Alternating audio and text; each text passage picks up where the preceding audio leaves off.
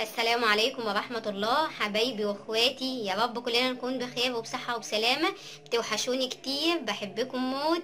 يلا بينا نعمل طبخة جميلة وسهلة وبسيطة ومكوناتها بسيطة موجودة في اي بيت. يلا نبدأ وتابعونا لغاية النهاية. النهارده ان شاء الله هنعمل مع بعض اكله جميله جدا تحفه، بس اوعي تعزمي حد عليها عشان مش هينفع تعزمي حد عليها خالص. احنا طبعا قسمنا مع بعض الفراخ اللي انا كنت جايباها، وطلعنا الجزء ده اللي هي الحوايج والهياكل، يعني مش هنرميها طبعا. هنعملها ايه؟ هنعملها على صينيه بطاطس. ما شاء الله شايفين لي قدين الطبق مليان اهو،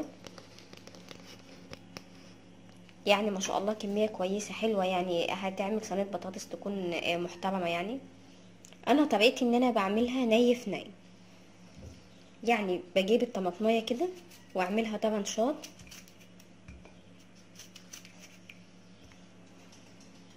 بعد ما عملت الطماطم طرنشات زي ما انتم شايفينها هعمل كمان البصلة طرنشات. يعني انا مش بعملها، مش بحمر البصله بتاعتها ولا اي حاجه، انا بجيب ال ال القالب اللي انا هعمل فيه اهو زي ما انتم شايفين، وبعملها كلها ني في ني عشان ما تبقاش يعني حاميه كده وتتعب معدتنا او كده. لا انا بعملها، انا متعوده على كده، وهي ديت يعني طريقه جدتي برضو. زي ما انتم عارفين انا كنت بحب اتعلم من جدتي كل حاجه، الله يرحمها يا رب. كانت بتعمل لنا صينيه البطاطس دي ني في ني. هجيب برضو البطاطس واعملها برضو نفس الطريقة زي ما انتم شايفين. بقى انا عملت كمية كبيرة من البطاطس كفاية، بس انا حابة اقولك على حاجة. وانت بتقطعي البطاطس شرايح كده، لو انت الفراخ بتاعتك صغيرة قوي حاولي ترقيها على قد ما تقدري عشان الاتنين يستووا مع بعض كده، وتكون البطاطس بتاعتك مستوية، ما يكونش فيها لسه ما تكونش ناشفه كده، تكون مستويه كويس، لان كل ما بقت مستويه كويس كل ما طعمت لك صينيه البطاطس بتاعتك. لو الفرخه بتاعتك كبيره انت بتعمليها ايه ماسكه نفسها شويه. بعد كده بقى هبدا ارص الهياكل اللي معايا. كمان انا معايا اهيت الانثى والكبده كمان بتاعه الفرخه اهيت. هرص كل الحاجات اللي معايا. بعد ما رصيت كل حاجه اهو في القالب بتاعي، معايا كوبايه من عصير الطماطم، هبدا بقى اسقيها له كده. انا عن نفسي ما بحطش ماده دهنيه لما بعمل كده، لان جلد الفراخ بيكون فيه دهون، وعشان ما تبقاش سمينه علينا، لان يعني انا ما بحبش اي حاجه تكون فيها ماده دهنيه عاليه. فانا ما بحطش. بس انتي كل واحد وعلى حسب، انتي ممكن يكون اهل بيتك بيحبوا الحاجه تكون دسمه شويه. بعد كده هحط لها بقى البهارات بتاعتها ديت، بس رشه من الفلفل،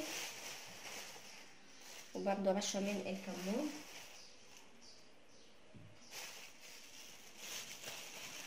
وكمان رشه كبيره من البهارات المحوجه بتاعتنا، ال7 بهارات. وبكده بقى بقت جاهزه معايا، هدخلها الفرن ونشوفها ان شاء الله بعد ما تطلع هيكون شكلها ايه. تابعونا.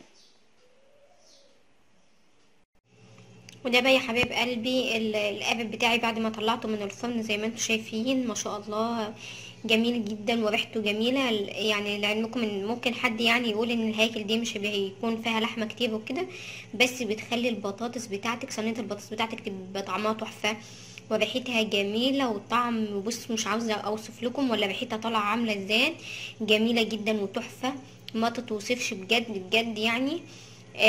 وده من باب التوفير، لان طبعا انت لو عملت الفرخه كلها على بعضها هتقضيك يوم واحد بس.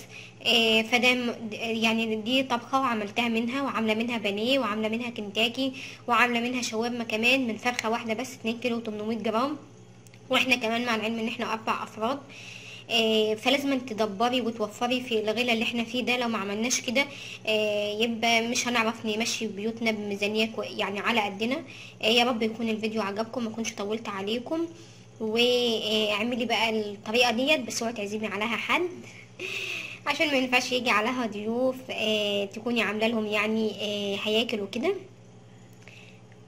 ويا رب تكون طريقتي عجبتكم. مع السلامه. ما تنسونيش بقى يا حبايب قلبي في الاشتراك لو داخلين لاول مره، ولايك وشير مع كل حبايبكم واصحابكم. مع الف سلامه.